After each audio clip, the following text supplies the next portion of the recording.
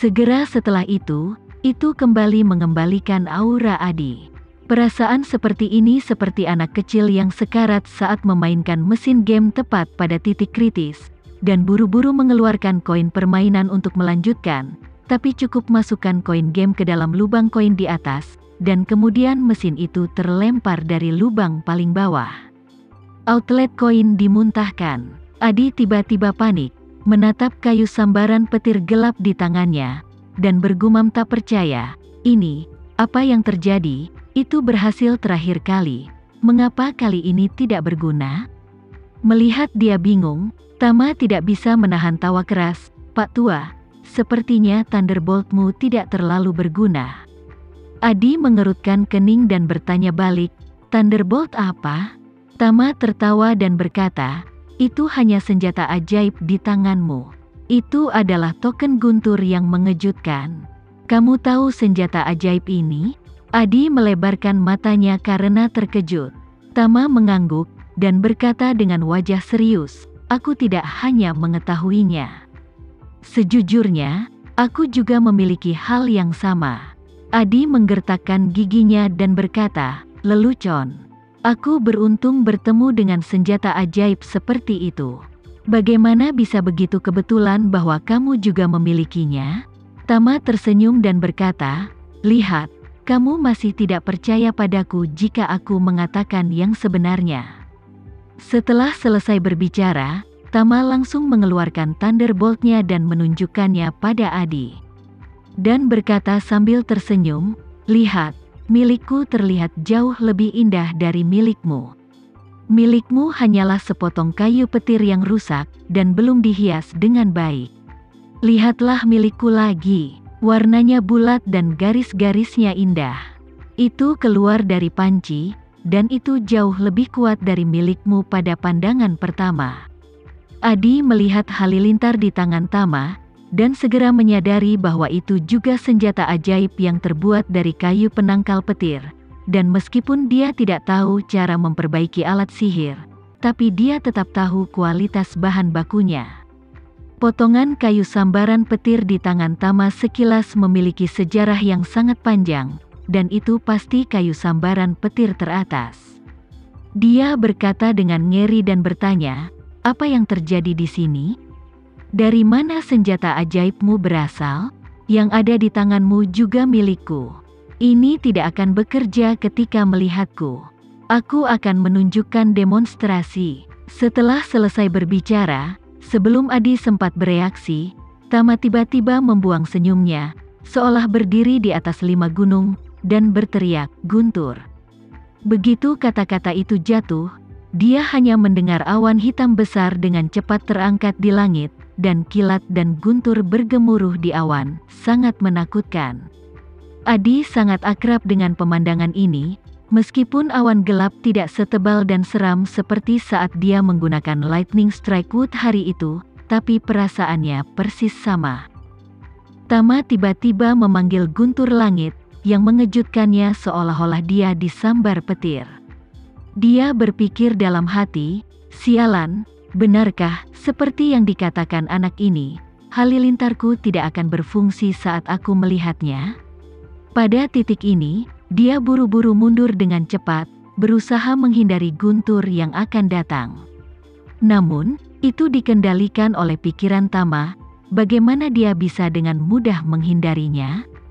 Tama menatap sosok Adi, lalu, petir datang, langsung mengenai bagian atas kepala Adi. Thunderbolt yang dirusak Tama hanya bisa digunakan sekali, dan selama digunakan, itu harus menghabiskan banyak energi spiritual untuk mengaktifkannya, dan itu sangat kuat. Itu adalah Thunderbolt berukuran super.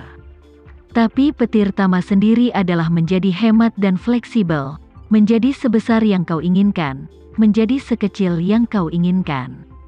Dia tidak ingin nyawa Adi dibunuh secepat ini, jadi dia secara khusus mengontrol pelepasan aura, dan guntur ini tidak menyebabkan banyak kerusakan pada Adi.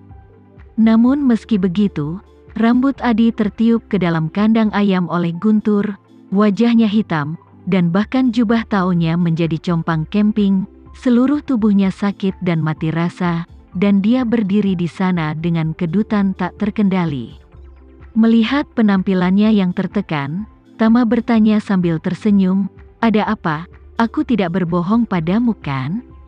Pada saat ini, Ariana, yang bersembunyi dalam kegelapan sejauh 20 kaki, sudah pucat karena ketakutan, dan dia bahkan tidak bermimpi.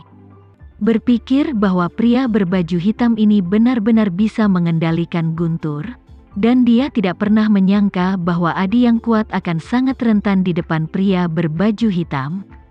Dan dia tidak bisa tidak bertanya-tanya dalam hatinya, apa yang harus dia lakukan selanjutnya. Jika dia bergegas keluar untuk membantu Adi, dia takut dia sama sekali bukan tandingan pria berbaju hitam. Selain itu, Adi selalu meremehkan 3 Earl lainnya, dan dia tidak berteman dengan Adi.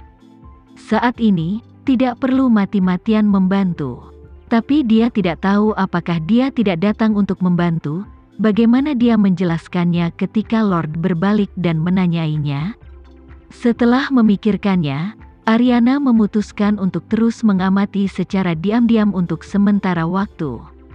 Dia memiliki metode menyembunyikan nafas yang diajarkan oleh Lord, jadi dia harus bisa menyembunyikannya agar tidak ketahuan. Jika Adi, sayangnya, mati di tangan pria berbaju hitam malam ini, dia akan melaporkan kebenaran kepada Lord. Bahkan jika Lord menyalahkannya, itu tidak bisa menjadi kejahatan besar. Itu jauh lebih baik daripada mati dengan gegabah. Jika Adi bisa lolos secara kebetulan, dia hanya akan menggunakan sinyal yang diblokir sebagai alasan. Bahkan jika Lord menyalahkannya, paling banyak dia akan dihukum karena meninggalkan jabatannya tanpa izin, yang tidak berbahaya. Pada saat ini, Adi, setelah disambar petir, secara alami terkejut dan ketakutan. Dia tahu bahwa dia telah mencoba yang terbaik untuk bersembunyi, tetapi pada akhirnya, dia disambar petir. Ini menunjukkan bahwa kendali Tama atas Thunderbolt sudah sangat tepat. Selain itu, Adi juga tahu bahwa satu-satunya mantra yang bisa dia lemparkan dari jarak jauh adalah bilah pedang kayu Lord, dan mantra Tama bukan hanya bilah tak terlihat yang mirip dengan bilahnya, tapi juga pedang yang jatuh langsung dari langit. Thunderbolt, pedang kayunya tidak bisa melukainya, dan Thunderbolt-nya tidak punya tempat untuk bersembunyi. Jika ini terus berlanjut, dia pasti akan dikonsumsi oleh Tama. Satu-satunya cara adalah melawannya dengan tangan kosong. Memikirkan hal ini, Adi menggertakkan giginya, dan berteriak dengan suara dingin, "Bocah! Entah kamu mati hari ini, atau aku mati." Setelah itu, dia menuangkan energi spiritualnya ke kakinya, dan menampilkan metode mengubah bentuk dan mengubah bayangan yang diajarkan oleh Sang Bhagava, dengan kecepatan aneh, bergegas menuju Tama seperti lompatan luar angkasa. Keuntungan terbesar dari teknik ini adalah lintasannya tidak menentu dan sulit untuk menemukan pola. Tidak hanya dapat mempersulit lawan untuk menyakitimu, namun juga bisa memanfaatkan kesempatan untuk memperpendek jarak dengan lawan. Meski senjata sihirnya tidak menguntungkan, Adi sangat yakin bahwa dengan tubuh fisiknya yang telah diolah selama ratusan tahun, dan dengan energi spiritualnya yang telah disempurnakan selama beberapa dekade, begitu dia mendekati Tama, sama sekali tidak mungkin bocah ini menjadi lawannya. Namun, pada saat dia menyerang Tama dengan kecepatan ekstrim, Tama tiba-tiba berteriak lagi, "Guntur datang lagi." Kemudian, dengan keras, Adi yang baru saja melompat 1 kaki, kembali disambar petir. Kekuatan besar mengubah rambut putih Adi, yang semula acak-acakan, menjadi toner dalam sekejap, dan jubah taoisnya yang compang camping hampir menghilang, hanya menyisakan sepasang celana dalam merah compang camping. Tama memandangnya, dan mencibir menghina, "Kamu orang tua centil, umurmu sudah lebih dari 100 tahun, dan kamu masih memakai celana merah. Betapa tidak tahu malunya." Meski Adi tewas tersambar petir, namun tetap menopang tubuhnya, ia membentak histeris, kamu sialan. Miskin, malang. Ini adalah tahun kelahiran orang miskin.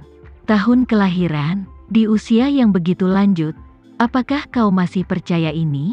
Adi hanya bisa menggertakkan giginya dan berkata, bukan urusanmu apakah aku percaya atau tidak. Saat dia mengatakan ini, otak Adi sudah berlari kencang. Dia tidak menyangka bahkan jika dia menggunakan teknik mengubah bentuk dan mengubah bayangan, dia masih tidak bisa lepas dari guntur Tama. Dan perasaan disambar petir ini sangat menyakitkan. Rasa sakit dan cedera adalah hal sekunder. Kuncinya adalah energi listrik dalam guntur, yang membuat otot-otot tubuh berkedut tak terkendali, dan tubuh akan benar-benar kehilangan kendali dalam waktu singkat.